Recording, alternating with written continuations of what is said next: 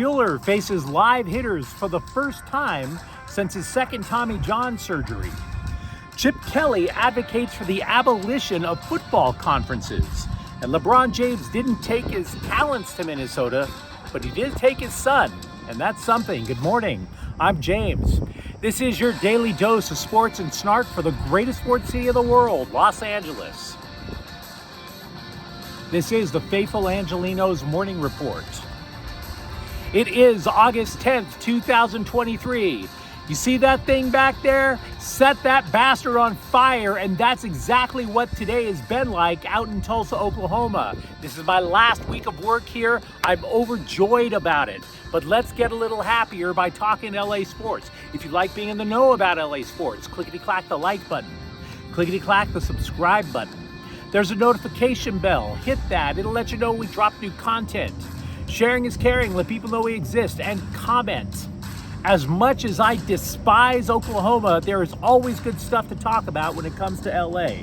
So before we go through the news and notes, a look at the scoreboard. David Peralta drove in 2 runs yesterday, and Bobby Miller tossed 6 shutout innings. Dodgers 2, your first place Dodgers 2, Arizona 0. For Miller, it was actually a good night overall in the sense that it also dipped his ERA for the year under 7. Baby steps, guys, baby steps. Meanwhile, tonight, the Dodgers are back home. They're going to face the Colorado Rockies at 7 o'clock. Clayton Kershaw returneth. He is 10-4 with a 2.55 ERA. Ty Blach is coming for the Rockies, 1-1, 4.85 ERA. Obviously, I mentioned a lot about Dodger pitching. Let's talk about a Dodger pitcher who we thought was the heir apparent at one point to Clayton Kershaw. Literally last year, we were thinking this was going to be a passing of the torch.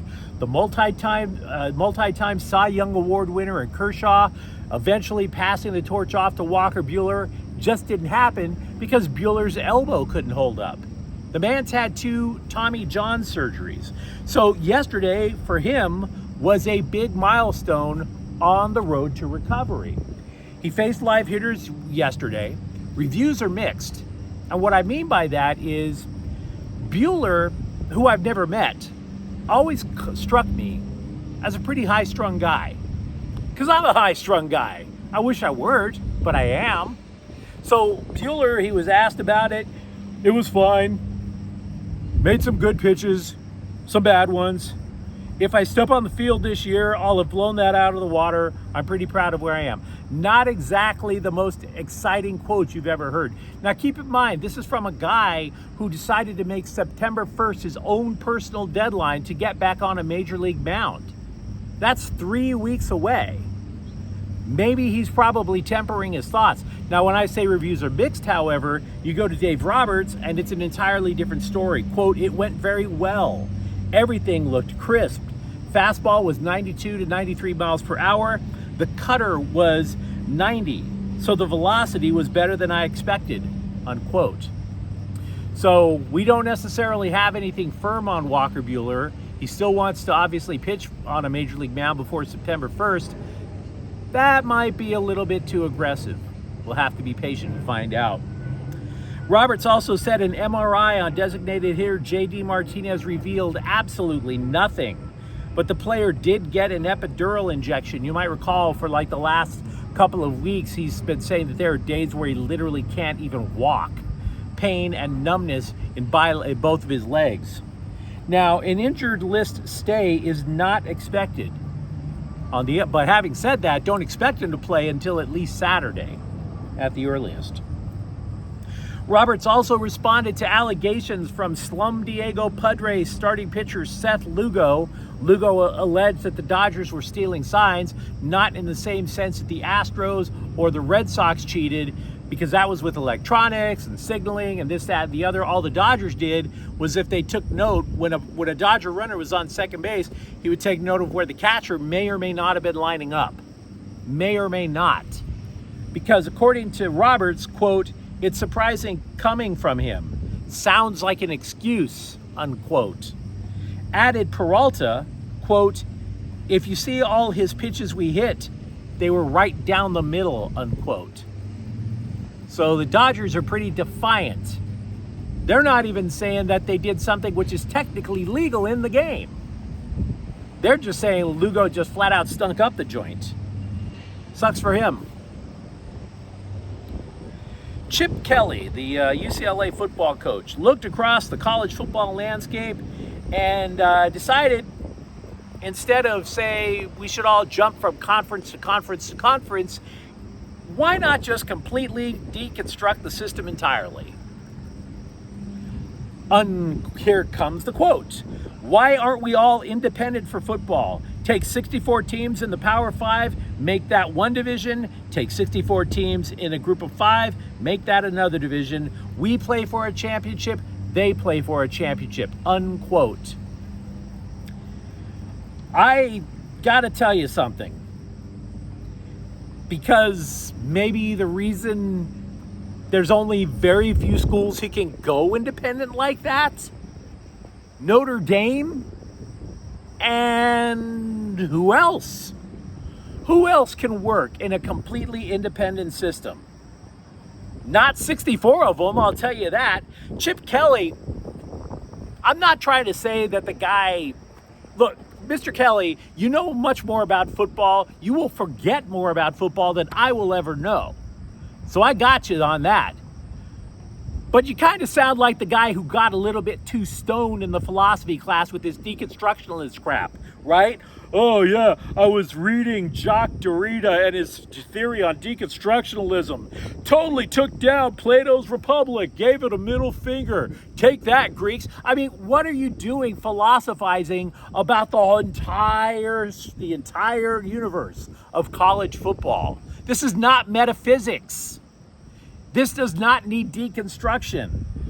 You almost sounded like you were quoting Tyler Durden, for Pete's sakes. Oh, self-improvement is just masturbation, but self-destruction. Conferences are there for a reason. 64 independent teams will not work. On top of that, here's another problem. If you had 64 independent teams, how do you craft the playoffs? How do you do that? Does everybody just schedule cupcake games, get 10 wins, and then what happens after that? Do you have a playoff of 32 teams? 16? Either way, your playoffs wind up going all the way towards the NFL championship weekend, maybe even the Super Bowl. There's not a college player or a college coach that would go along with that. So no, not everybody can go independent. Tether yourself back to reality, coach. You're part of a power conference now. You're way better off than, say, Washington State and Oregon State. I'll tell you that right now. Money is not the key to happiness, but at least when you have a lot of money, you can arrive at your problems in style. Take LeBron James, who, instead of saying, Bronny, let's just go to the local clinic and get your heart checked out, he flew him to the Mayo Clinic in Minnesota, the nation's #1 hospital. And you know what? Honestly, I don't have a problem with that at all. It's your kid. He has a heart problem now. Nobody knows why he has a heart problem. If you can afford the best, by all means, sir, by all means. Also, with USC basketball, you might recall that Drew Peterson, who played for USC, he was invited to play in Summer League. Contract? Nah, but you're invited to play, right? At least the dude took advantage of it. The Miami Herald is reporting that Drew Peterson will get a training camp deal with the Heat. Now, that doesn't even mean that he's qualified to play for their G League team. But give the dude credit. He is grinding. He is trying to make a future for himself. ESPN says that the Rams will have a decision to make with Matthew Stafford at the end of the year. He is under contract through 2026, but contracts in the NFL, frankly, they're not worth the paper that they're written on. You know, you can literally get clipped at any time, and the only thing that the team has to worry about is dead money against the cap. So when it comes to Stafford, what if the Rams stink next year? Which is possible. What if they stink so much to where they can get themselves in position for an elite quarterback I don't necessarily think they'll be the worst team in football, but what do you say if they're in the market for Caleb Williams? What happens with Matthew Stafford then? ESPN claims that the most likely outcome for the Rams and Stafford is to trade him next offseason.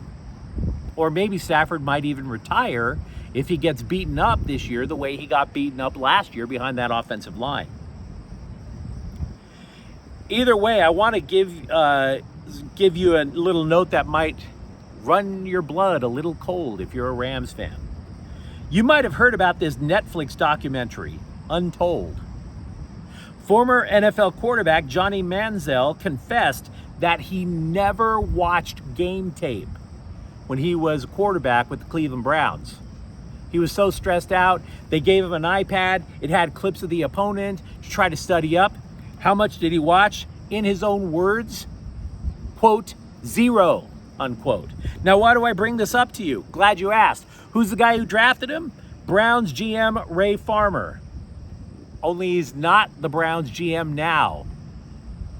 He's a scout for the Rams. That's comforting. I'm a Rams fan. I'm going to sleep well with that knowledge. ESPN had said this before, something similar, but to repeat, they have been bullish on the LA Kings offseason. They say the team kept their, quote, true blue chip prospects, unquote. Now, who those blue chip prospects are, the true blue chippers, ESPN didn't say. We can assume one of them is defenseman Brant Clark, but they didn't say. Having said that, ESPN did add an interesting little note. Quote, the Golden Knights made the world safe for teams to throw a bunch of goalies at their problem with the hope one of them pops up at the right time, unquote. But they put that under the Kings review, which means, are the Kings trying the same thing that the Golden Knights did last year? Just keep throwing people in the net until somebody gets hot, just like it did for Vegas. By the way, yesterday was the 35th anniversary of the blockbuster Wayne Gretzky trade. When I was a sports writer, I had the pleasure of interviewing Mr. Gretzky a few times. You know how people just throw around the phrase class act and they don't even bother to think about it? I'm here to tell you, Wayne Gretzky was in fact a class act every time I spoke with him. Because at the end, it was toward the end of his Kings run. The Kings were terrible at the end of his run in LA. He answered every stupid question from a bunch of reporters who wouldn't know a hockey puck from a Hostess ding dong. Very patient, very pleasant. The debate had been running for months in American soccer. Is this newfangled Leagues Cup worth it? Now, clearly it's a cash grab for MLS, probably for Liga MX, definitely for Apple TV. But who thinks it's really worth it in terms of team performance? Well, obviously with Lionel Messi, Inter Miami is happy as hell. But I'll tell you, a second team that should be is LAFC. Because the black and gold have allowed this cup to completely reset their team. They were struggling scoring goals. Now they're putting them in bunches. Basically what they've done is they have shifted Matheus Bogus into Jose Cifuentes' spot in the midfield. You might recall we've been talking about it. What will LAFC do? Because Cifuentes was going to be sent to Scotland to play with Glasgow Rangers. Well, the answer is Bogus. And oddly enough, that has unlocked the offense. I didn't see that coming. Maybe it's not only unlocked the offense, it may have enhanced it. Finally, the Chargers have signed an offensive tackle, Matt Caskey, last seen with the Birmingham Stallions. And that's saying maybe anybody watched the USFL. What do I know? I didn't watch it. You tell me. But you also let me know what you think about Walker Buehler or the idea of completely getting rid of college football conferences. And if you enjoyed this content, don't forget to subscribe to Faithful Angelenos. We're talking LA sports every single day here. Thank you for watching. I'm James. We'll be back tomorrow. Faithful Angelenos is a Kian Corta El Queso production. Take care.